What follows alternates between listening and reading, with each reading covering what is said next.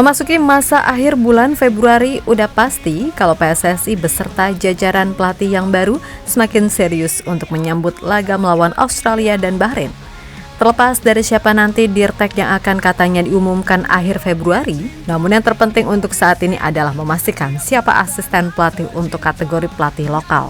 Selain itu, list pemain dan kerangka tim juga udah mulai disusun, di mana hal itu disampaikan langsung oleh Denny Lanzat. Ya, menurutnya udah cukup hahaha alias segala proses seremoni yang ada, karena kini waktunya untuk fokus menyiapkan tim. Hal yang kemudian diketahui cukup membuat Aussie dan Bahrain cemas, karena kabarnya Patrick Kluivert dan tim akan melakukan beberapa perubahan yang cukup radikal di tim, termasuk mencoret nama-nama pemain yang dirasa nggak cukup perform di klub.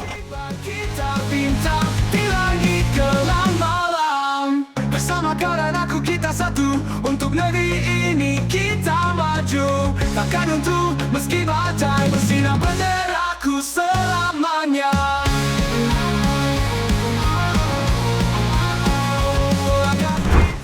Sembari menunggu kepastian soal siapa pelatih lokal dan dirtek, Patrick Kluivert, Alex Pastoor, Denny Lanzat, dan Gerald Van den Berg diketahui akan mulai fokus untuk menyiapkan tim jelang laga melawan Aussie dan Bahrain yang tinggal sebulan lagi. Tentu saja, 1 bulan adalah waktu yang sangat mepet mengingat mereka ibarat kata adalah tim yang baru dibentuk. Namun bagi Denny Lanzat, sebagaimana dalam wawancaranya bersama Football Premier, ini merupakan sebuah tantangan yang sangat menarik. Dan menurutnya Indonesia sangat punya kapasitas untuk bisa lolos langsung ke Piala Dunia. Jelas Lanzat nggak mungkin bicara tanpa dasar, karena di atas kertas, skuad yang dimiliki tim Garuda memang dirasa bisa bersaing terutama saat melawan Australia, Bahrain, dan juga China. Lebih lanjut, Lanzat juga menambahkan, kalau sekarang ini, tim pelatih udah mulai fokus terutama untuk membentuk rangka tim. Dan setelah melihat gimana permainan para pemain abroad atau Liga 1 yang selama ini mengisi daftar nama di timnas, Lanzat menjelaskan pasti akan ada sedikit banyak perubahan. Pokoknya, bagi tim pelatih saat ini, udah cukup hahaha dengan beragam seremoni, karena sejatinya tugas berat udah ada di depan mata. Kami bisa merasakan antusiasme yang besar. Kami dalam posisi yang bagus. Jika melihat klasemen, semuanya masih mungkin. Kami punya 4 pertandingan final, dan kami bisa lolos langsung. Bagian seremonial sudah selesai. Kami sudah bertemu dengan orang-orang penting dari negara ini dan federasi sepak bola. Sekarang saatnya bekerja secara konkret. Mulai dari menyeleksi pemain, menentukan formasi, hingga menganalisis pertandingan. Pekerjaan sesungguhnya telah dimulai. Tegas mantan pemain Wigan Athletic tersebut. Untuk negeri ini kita maju, takkan untuk meski badai bersinar benderaku selamanya.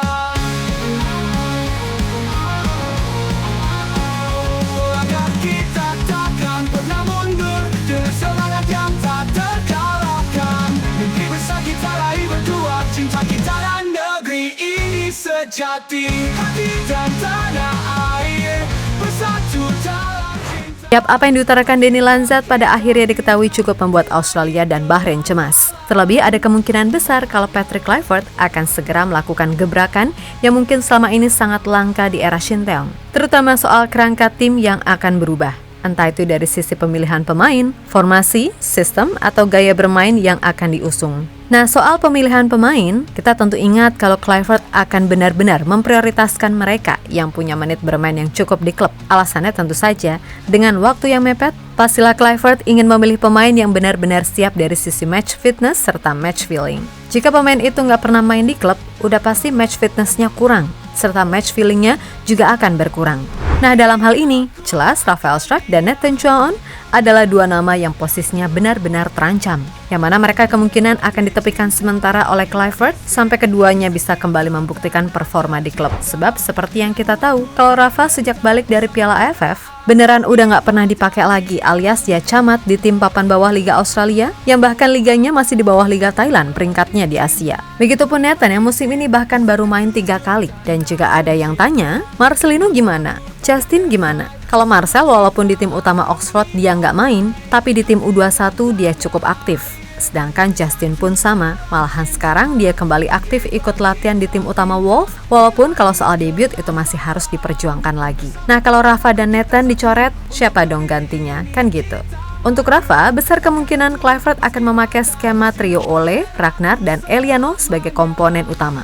Namun mengingat Ragnar ini absen di laga versus Australia, bisa jadi Egy Maulana Fikri yang sedang on fire di liga akan jadi pilihan utama. Di posisi wing kanan, sedangkan Eliano digeser ke kiri mengapit Ole sebagai ujung tombak. Lalu untuk posisi Nathan gimana? Kalau Jairo bisa clear tepat waktu, ya udah pasti duet Tom Haye dan Jairo adalah prioritas. Tapi semisal Jairo ini telat, maka Ivar adalah pilihan yang paling masuk akal untuk menjadi pendamping Tom.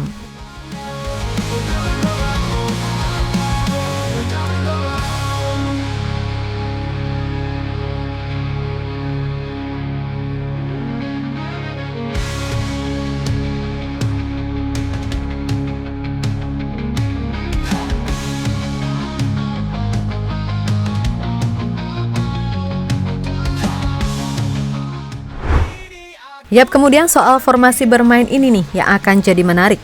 Sebab Kluivert sendiri adalah penganut mazhab 4-3-3 sejati. Walaupun ia juga bisa adaptif tergantung dari sikon yang ada. Nah, untuk gambaran formasi, 60-70% kemungkinan ya 4-3-3. Akan tetapi Alex Pastor pernah mengatakan, jika pilihan taktik dan formasi akan disesuaikan dengan lawan yang dihadapi. Itulah mengapa analisisnya sangat dibutuhkan terutama untuk mengidentifikasi kelemahan dan kelebihan lawan. Ya, bagi Pastor dan mungkin tim pelatih, yang terpenting saat ini adalah gimana caranya untuk bisa menang. Persetan main indah kalau ujung-ujungnya kalah. Sebab ya tadi, kalau misal ada waktu uji coba dan sebagainya, mungkin bisa. Tapi dengan waktu yang singkat kalau maksain main indah ya, cari memolo namanya. Dengan waktu yang singkat ini, saya hanya fokus yang penting menang dan hanya mengincar kemenangan semata.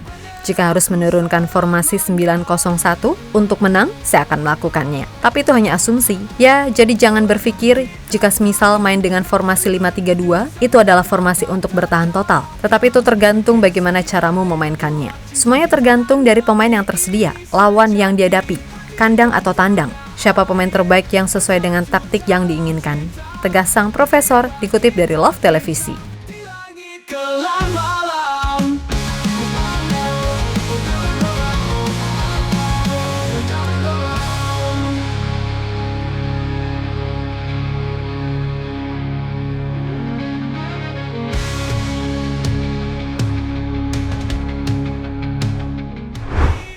Ya, berkaca dari situasi yang ada kemungkinan kalau Kluivert akan memanggil nama-nama yang selama ini bahkan gak pernah dilirik oleh STY. Seperti Jens Raven yang bisa dipertimbangkan paling enggak sebagai opsi tambahan di lini depan.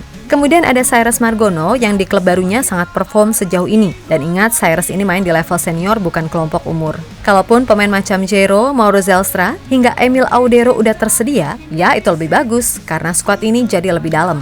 Lalu soal Ramadan Sananta, untuk ukuran penyerang lokal, dia terbilang adalah yang terbaik saat ini dan layak diberikan kesempatan. Pun begitu dengan nama-nama seperti Egy Maulana Fikri dan Ricky Kambuaya, juga layak dikasih kesempatan. Meskipun menurut media Belanda, segala hal yang direncanakan ini sangat riskan. Sebab mengganti pemain yang selama ini jadi langganan di waktu yang benar-benar mepet, pastilah akan menimbulkan resiko besar. Karena ya tadi, musuh terbesar tim pelatih yang baru sejatinya adalah waktu. Karena mereka hanya akan bertemu pemain dalam waktu singkat di TC sebelum akhirnya tempur melawan Aussie dan Bahrain. Jelas nggak ada yang namanya eksperimen, mengingat dua laga itu sifatnya must win. Dan jika sampai amit-amit hasilnya minor, media Belanda, Football Premier, memprediksi ujaran kebencian kepada Kluivert sebagai pelatih kepala, maka akan luar biasa besar. Sebab sebelum ini pun media tersebut beneran menyoroti hujatan fans kepada Kluivert, bahkan ketika ia masih dirumorkan menjadi pelatih timnas yang baru. Penunjukan Patrick Kluivert yang akan datang sebagai pelatih nasional Indonesia disambut dengan banyak skeptisme di negara Asia. Sudah banyak kritik di media sosial. Di Indonesia yang gila sepak bola, berita tentang Kluivert menghantam seperti bom, tapi tidak dalam arti kata positif. Dalam reaksi terhadap postingan Instagram Football Premier, reaksi negatif menghujani. Penunjukan tersebut dipandang sebagai sebuah langkah mundur dan masa lalu pribadi Kluivert seringkali terguncang. Tulis Football Premier ketika membahas rumor penunjukan Kluivert sebagai pelatih timnas Indonesia Januari lalu.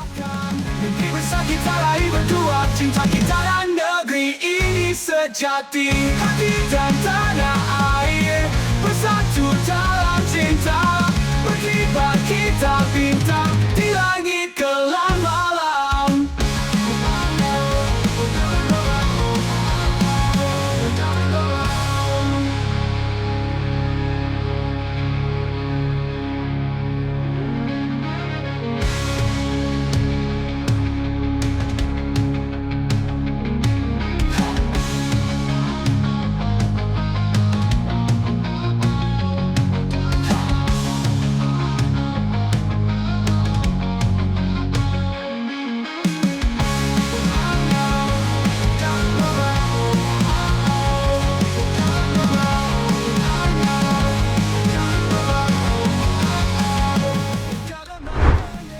Yap, terlepas dari apapun, pada akhirnya kita harus mendukung penuh tim pelatih yang baru. Siapapun nanti yang main, formasi apa yang ditampilkan, serta gaya mainnya kayak gimana. Kalau Mimin pribadi yang penting menang. Dan Mimin sepakat sama Alex Pastor, kalau dengan waktu yang mepet, yang paling utama adalah soal kemenangan. Ingat, yang dicatat sejarah itu adalah kemenangan. Dan gak ada hadiah bagi sepak bola indah. Karena kalau ada, pasti timnas Belanda terutama di era Johan Cruyff udah menang banyak kejuaraan. So sekali lagi, semua bebas berpendapat, asal sesuai koridor yang ditentukan. Perihal bisa menang plus main cantik, ya itu adalah sebuah bonus yang wajib disyukuri, kan gitu. Mungkin di laga bulan Juni, kita baru bisa melihat timnas Indonesia main sepak bola indah yang bertujuan menang setelah pelatih udah sedikit banyak mengerti kualitas pemainnya secara lebih detail. Kalau yang sekarang, ya wajar mereka milih nama-nama yang perform di klub. Untuk itu, yuk gak usah saling hujat dan ngerasa paling bener.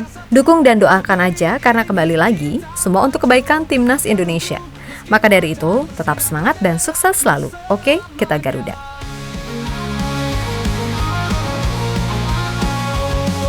Kita takkan pernah mundur dengan semangat yang tak terkalahkan. Mimpi besar kita raih berdua, cinta kita. Halo, izin iklan sebentar ya guys. Jadikan ruangmu bernuansa timnas. Temukan beragam poster dinding, sepak bola dan timnas dengan desain menawan, kualitas premium dan harga yang tidak akan menguras kantong. Segera klik link Shopee di deskripsi video ini dan dukung timnas dengan sepenuh hati. Mulai dari dinding rumahmu.